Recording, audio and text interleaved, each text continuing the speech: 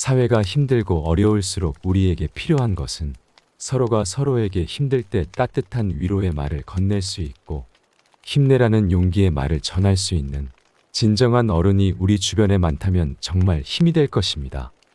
그런데 우리가 살아가면서 느끼는 것 중 하나는 우리 주변에 어른다운 어른이 점점 사라진다는 생각이 드는 것입니다. 나이가 많다고 해서 진짜 어른은 아닐 것입니다. 그렇다면 진짜 어른이라고 하면 어떤 어른일까요? 나는 무엇이 필요하다거나 나는 무엇을 해야 한다고 하는 언어를 사용하는 사람들은 상대방을 전혀 고려하지 않고 자기가 하고 싶은 대로 하는 어린아이와도 같은 사람입니다. 진짜 어른이라면 무엇을 할 수 있다고 생각하고 그것을 실천함으로 상대에게 도움이 되는 일을 할 수 있는 사람입니다. 상대방에게 필요한 일을 함으로써 꼭 필요한 도움을 줄 수 있고 인생의 디딤돌 같은 발판을 마련해주는 사람이라고도 할 수 있습니다. 진짜 어른들의 공통점이 있습니다. 이런 사람들은 답안지가 아닌 편지지 같은 인생을 삽니다. 답안지는 남이 정해준 문제에 대해 정답을 써야 하고 내가 생각하는 답이 아닌 출제자의 의도에 딱 맞는 정답 하나만을 맞춰야 하므로 자기 자신이 주인이 될 수 없습니다. 그러나 편지지를 한번 생각해 보세요. 편지지는 정답이 아닌 해답을 쓰는 것입니다. 해답과 정답은 어떤 차이점이 있을까요? 해답은 자기가 해석하기 나름입니다. 정답은 딱 하나밖에 없지만 해답은 주어진 상황에서 그 문제를 어떻게 해석하느냐에 따라서 정답이 될 수 있고 오답도 될 수 있습니다. 그러니까 편지지에는 내가 주관적으로 옳다고 생각하는 신념의 글을 쓰는 것이 가능합니다. 우리 주변에 수없이 많은 사람들을 만나서 관계를 맺다 보면 에너지가 충전되는 사람과 보기만 해도 에너지가 방전되는 사람이 있습니다. 만나면 나의 에너지를 다 빼앗기는 사람을 굳이 만나서 내 시간과 에너지를 다 써버리고 방전되기보다는 충전할 수 있는 사람을 만나서 서로 시너지를 낼 수 있는 사람만 만나도 아까운 것이 바로 시간입니다. 오늘 들려드리는 인간관계에 관한 지혜의 말씀을 들으시고 관계를 맺는 일에 있어서 더욱 지혜롭게 대처하시기를 바랍니다. 그러면 우리 주변에서 만나면 안 되는 5가지 유형의 사람에 대해서 말씀드리겠습니다. 첫 번째, 상대방의 마음을 긁는 사람. 만나면 상대방의 마음을 긁는 사람들의 특징이 있습니다. 우리말에 염치라는 말이 있습니다. 염치란 사전적으로 풀어보면 청렴하고 지조를 지키며 수치심을 아는 것이란 뜻입니다. 맹자도 인간이란 본디 염치를 몰라서는 안 된다는 말로 염치를 강조했으며 수치심을 아는 것이 바로 인간의 기본 도리라고 생각했습니다. 이와는 반대로 염치가 없는 사람을 일컬어 모렴치한 사람이라고 부릅니다. 이런 사람들은 자신의 잘못이 무엇인지 모르기 때문에 잘못을 뉘우치지 않고 언제나 변명과 기만을 일삼는 사람들입니다. 특히 자신이 시켜서 한 일이 잘못되었을 때 그 원인을 아랫사람에게 모두 뒤집어 씌웁니다. 이와 더불어 몰로 시작하는 몰상식, 몰지각 같은 부정적인 것들을 장착한 사람들도 모두 관계를 끊어야 할 사람들입니다. 여러분 주위에 생각나는 사람들이 있으신가요? 만약에 떠오르는 사람이 있다면 당장 관계를 끊는 것이 더 현명한 처사일 것입니다. 두 번째, 역할을 모르는 사람. 우리가 맥을 파악하는 것을 잘 파악하면 진맥이라 하며 맥을 잘 파악하지 못하는 사람을 쑥맥이라고 합니다. 우리 주변에는 쑥맥인 어린이 같은 어른들이 참 많습니다. 자신이 지금 자리에서 주연인지 조연인지도 구분하지 못한 채 자기의 자리를 망각하고 행동하는 사람들이 있습니다. 약속 시간을 잘 지키지 않는 사람도 다른 사람의 가장 귀한 시간을 빼앗는 시간도둑인 셈입니다.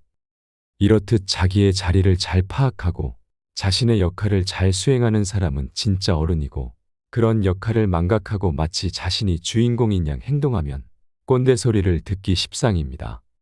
사람은 자기의 자리를 잘 지키지 않을 때 더러운 인간이 됩니다. 밖에서 신던 신발은 자기의 자리가 신발장입니다. 그런데 그 신발이 자기의 자리도 잊은 채 식탁 위에 올라와 있다면 어떨까요? 신발이 더러워 보이는 이유는 자기 자리를 이탈해서 밥상 위에 있기 때문입니다. 따라서 어른이라면 자신의 자리가 어디인지 정확하게 판단해서 그 자리를 빛낼 수 있어야 합니다. 세 번째, 남 탓하는 사람. 이런 사람도 만나면 밥맛 없는 인간으로 남습니다. 나이가 들수록 존경받는 어른들을 한번 생각해 보세요.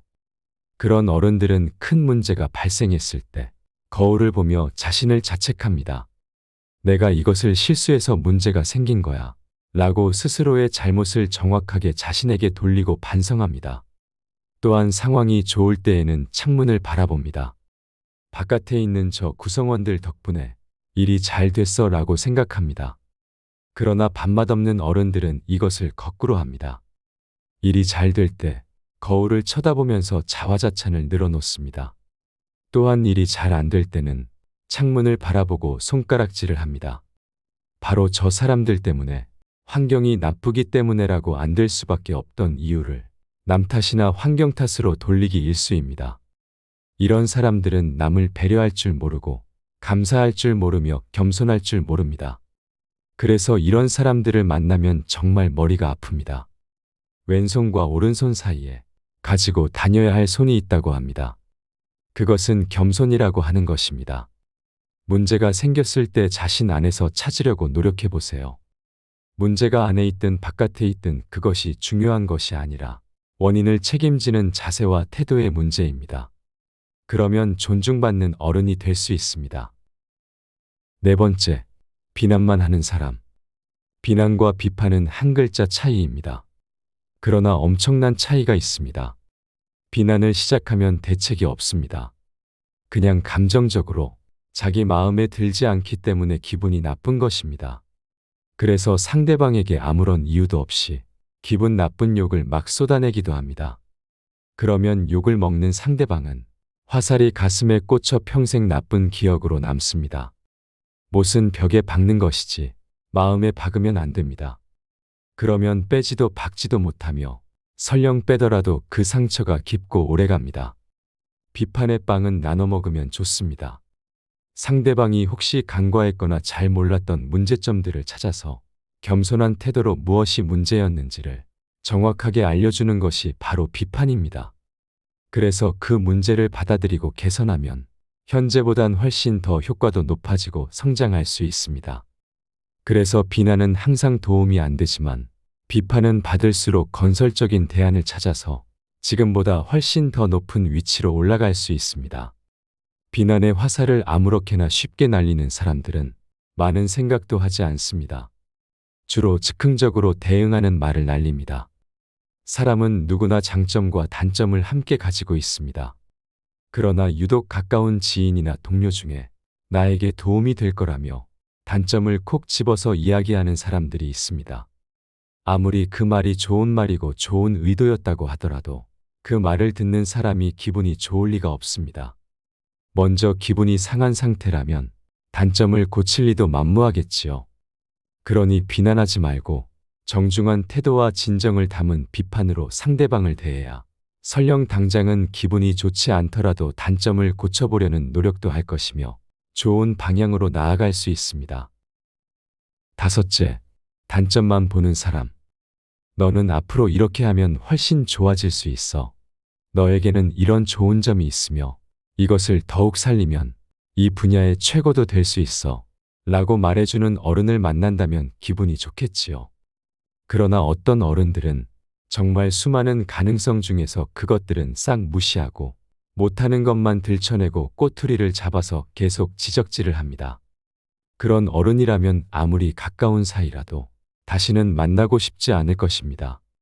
사람은 단점을 보완해서 그 분야의 강점 보유자를 절대 따라잡을 수 없습니다. 뇌과학적으로 시냅스가 끊어져 있어 아무리 열심을 내도 아무리 지적질을 해도 별로 도움이 되지 않습니다. 그럼 단점은 어떻게 해야 할까요? 그 분야의 강점을 가진 사람을 만나 파트너십을 맺고 협력하여 나의 단점을 보완해야 합니다. 또한 단점을 강점으로 만들려고 노력하는 시간에 나의 강점을 더욱 강화할 수 있도록 노력하는 것이 훨씬 도움이 됩니다. 인생을 살아가다 보면 즐겁고 행복한 순간도 있겠지만 힘들고 어려운 상황에 더 많이 노출되지요. 그럴 때일수록 어른다운 진짜 어른을 만나야 더욱 성장할 수 있고 밝은 미래로 나아갈 수 있습니다. 우리가 날이 갈수록 행복해지고 편안한 삶을 살기를 원하지만 생각한 것만큼 좋은 일만 있지는 않습니다.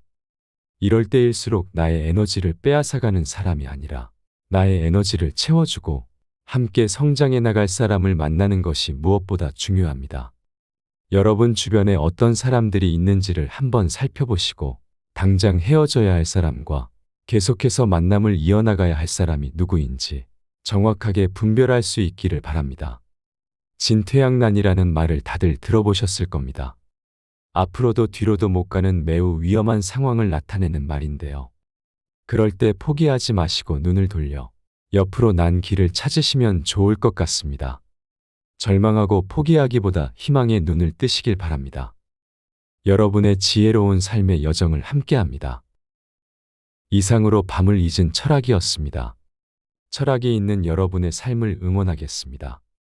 오늘 영상이 도움이 되셨다면 구독과 좋아요 부탁드립니다. 감사합니다.